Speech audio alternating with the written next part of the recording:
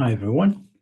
So for the last or the final project return report, so I have more details for you here, but I wanted to go over the last parts. So by now you should already finished your report for the results or in the previous week. And now you are ready to go through the discussion and conclusion.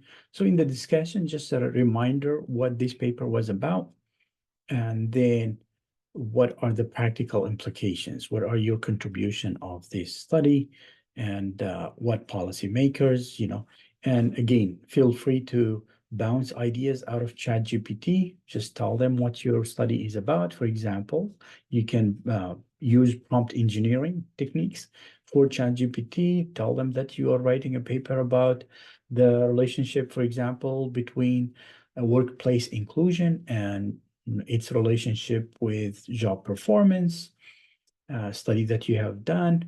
What practical implications would you suggest for my research? Then it will give you some and see what are more relevant to you, and then you can elaborate more on them, right? So practical implications are very important. And then you can also add a limitation and future research. What are some of the limitations? Usually the limitations, they are very similar in many studies. And again, you can ask ChatGPT to give you some suggestions and for future research based on your topic. And conclusion is basically a short summary of what you have done, right? So for the abstracts, usually they have structured abstract, which is this is called structured abstract. Some they have just a small summary, which can be very similar to the conclusion. Either way will work.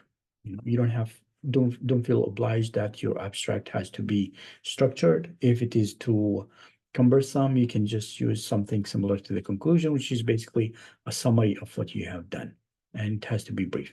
Again, the purpose of this study is kind of to remind you that I really wanted you to go through data analysis from the birth of data all the way to the report of that data analysis or business research project.